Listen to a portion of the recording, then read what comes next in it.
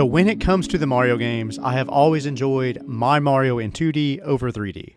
I grew up with side-scrolling platformers, and of course that meant growing up playing Super Mario Bros. On the NES, which wasn't only the first game to introduce me to one of my favorite game genres, action platformers, but was also the very first video game that I ever played, with Super Mario World on the Super Nintendo still being my favorite Mario game to this day.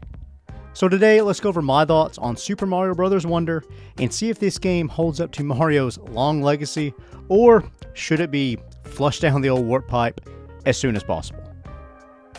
But before we start, when I picked up this game, I got it from Target, and also they gave me one of these really cool shadow boxes as well, if you can see that. Hopefully that plastic, because I'm not taking out the plastic, hopefully it doesn't cause too much of a glare, but it's a really cool little thing. It was free. Again, I don't know if any other stores were doing it, but picked up at Target. It was pretty cool. The story begins pretty much how you'd expect from your typical Mario game.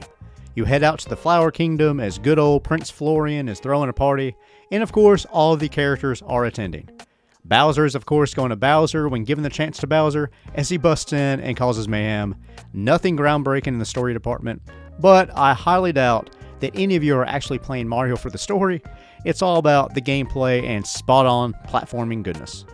The first thing that really stood out to me were the visuals, keeping with the bright and colorful Mario aesthetic that we all know and love, as well as just how alive the world feels this time around, with everything moving with personality and having some very funny and charming facial expressions. Right along with all the bright and vibrant worlds that you explore, packed full with things to see as you quickly run through and dodge whatever is being thrown your way.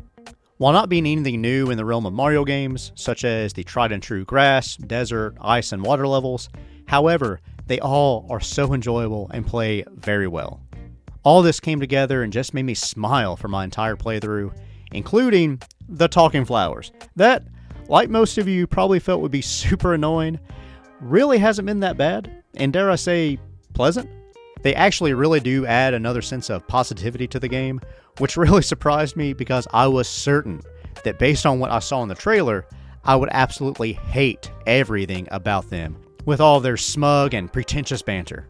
And the biggest aspect of the world and the new visuals would of course be the Wonder Flower, with Nintendo not even hiding anymore the fact that the entirety of the Mario games have simply been about two plumbers from Brooklyn going through one hell of a psychedelic trip after consuming a very large dose of psychotropic drugs. Hey, kids, don't do drugs. With a way in which, after giving the Wonder Flower a big old slap, the world morphs into something fresh and really fun, with pipes turning into caterpillars, piranha plants jumping out of their tunnels singing and dancing, to crazy color palettes, and Mario Maker style insanity of crazy level designs and scenarios. These Wonder Flowers turn into Wonder Seeds, in which you collect in order to progress through the game, allowing you to open up key stages such as fortresses or shops that you can buy items from when you've collected enough. I really did enjoy what the wonder aspect brings to the table as this game's particular gimmick, literally turning the entire game on its head at times, offering new and exciting environments and scenarios. Me and Clay, who I got most of this footage with, kept looking forward to every new level and wondering what wacky thing the Wonder Flower would make happen this time. I think that it does a fantastic job in adding a fresh spin on a fairly standard formula where you traditionally just move left to right until the end of the stage.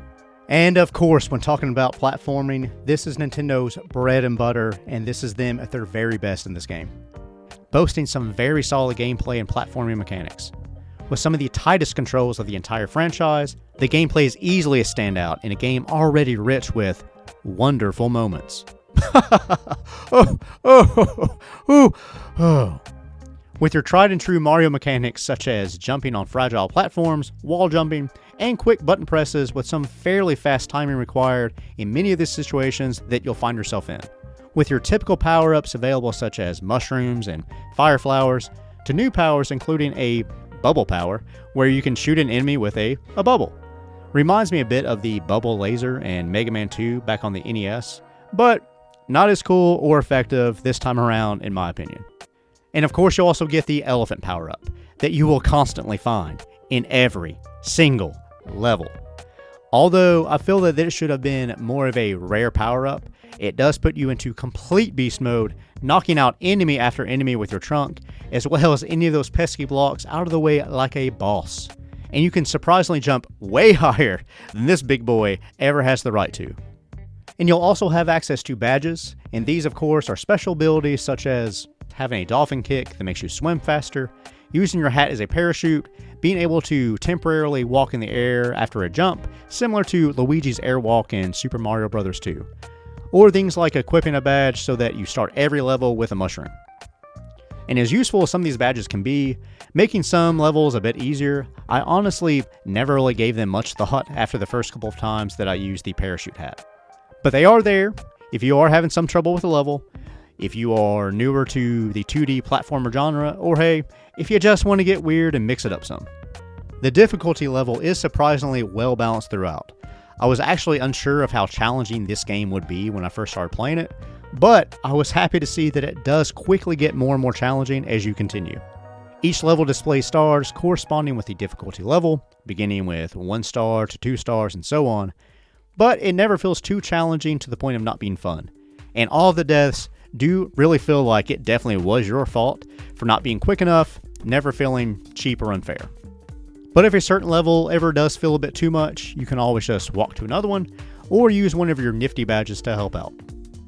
And you can of course select Yoshi or Nabbit to play as, being that they don't take damage from any of the enemies.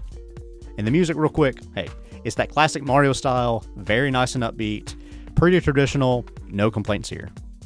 And then for the multiplayer, it runs very smoothly, with no hiccups that I was aware of. Me and Clay played through a large chunk of it together and had an absolute blast. I was really happy with how it felt, reminded me a lot of the 2-player experiences from the Super Nintendo and Sega Genesis. When you die during 2 players, you turn to a little ghost, where you get a 5-second time limit for you and the other player to make contact. Reminds me a lot of Baby Mario and Super Mario World 2, without all the, nails sliding down a chalkboard style of crying, thankfully. The online play is better than I expected. It runs pretty smoothly, but I would have almost rather they just allow you to interact with the other character that you are playing with. When you are playing couch co-op, you can just beat the hell out of each other, and the stuff that you do will affect them. But that isn't the case for online play from what I experienced. But if you're in a pinch, it is serviceable. The playtime is around 10 hours, but if you plow right through it, you can probably finish it in around 5 or 6, which actually isn't that bad for a Mario game. All in all, Super Mario Bros. Wonder brings everything that has made the 2D Mario games so timeless throughout the years. Super fun, simple yet highly addictive gameplay, rock solid platforming, and beautiful world design. And like my buddy Clay was telling me while we were playing it, after over 10 years of the same new Mario games, it finally seems like Nintendo made the proper follow-up to the SNES classic Super Mario World. But what do you guys think so far? Have you already been playing through Super Mario Bros. Wonder? If so, what are your thoughts on it? What is your favorite 2D Mario game? Let me know that and everything else in the comments below. And while you're at it, go ahead and toss that like and subscribe button onto a platform over spikes that is just about to disappear. But most importantly, guys, thank you so much for watching. Have yourself a great day, and I'll see you on the next video.